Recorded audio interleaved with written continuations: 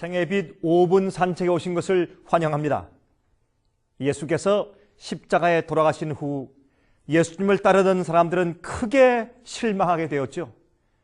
그들은 크게 실수한 줄로 알았을 것입니다. 그들의 희망이 완전히 사라진 것처럼 보였을 것입니다. 그렇게 기대하던 메시아가 그만 죽고 말았습니다. 십자가에 못 박히고 말았습니다. 하지만 그 예수께서 무덤에서 승리자로 걸어 나오시고 죽음을 정복하셨습니다. 부활했습니다. 더 이상 우리가 죽음을 두려워할 필요가 없이 되어버렸습니다.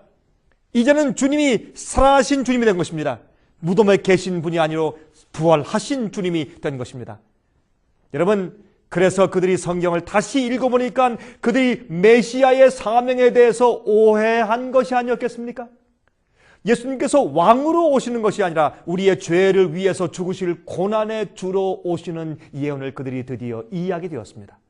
그들을 실망시켰던 십자가가 이제는 그들의 마음에 고동치는 희망의 상징이 되었습니다. 이제 그들에게 사명이 생긴 것입니다. 인류에게 복된 소식을 전하는 사명이 생긴 것입니다. 예수께서 이렇게 부활하신 후에 속히 하늘에 가시기 원했지만은 40일 동안 더 머무시면서 이 땅에서 당신의 제자들을 가르치셨습니다. 하나님의 사랑에 대해서 가르쳤습니다. 부활하신 주님과 친숙해지도록 하기 위해서 주님께서 더 머물러서 그들과 함께 시간을 보냈습니다.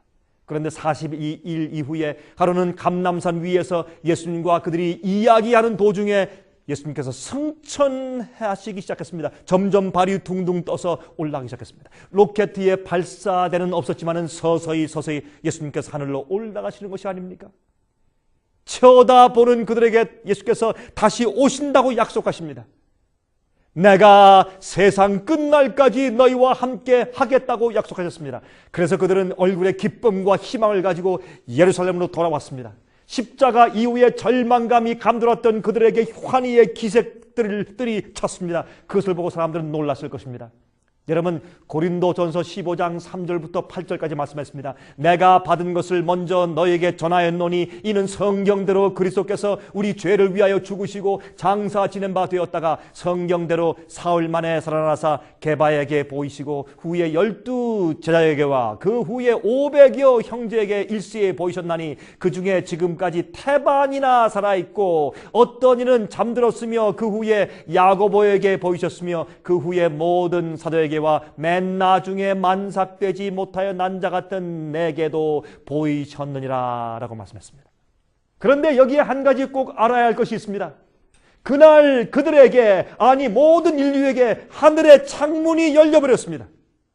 예수님의 부활과 승천 이후에 지금까지 하늘은 그저 먼 우주 어떤 한 구석에 있는 것으로 알았지만 예수님께서 부활하시고 승천하신 다음에 하늘이 분명해졌습니다. 하나님이 어디 계신지 분명해졌습니다. 예수님이 지금 어디 가서 무엇을 하는지 분명해진 것입니다. 천사들만 사는 어떤 신비스럽고 까마득하게 먼 어떤 추상적인 장소로 하늘이 보였지만 그러나 이제는 다르게 되었습니다. 이제 하늘은 그들의 주님 예수께서 가신 곳이 되었습니다. 다시 오셔서 믿는 자들을 데리고 가실 곳이 되었습니다. 인류의 참된 본향이 되었습니다. 하늘이 훨씬 더 가까워진 것입니다. 하늘의 창문이 열린 것입니다. 이전에 기도하라고 가르치셨을 때 그러나 기도가 그들에게 실제적으로 느껴지지 않았습니다. 막막했습니다. 하지만 이제는 달라졌습니다. 그렇게 사랑하는 주님께서 계신 곳이 되었습니다.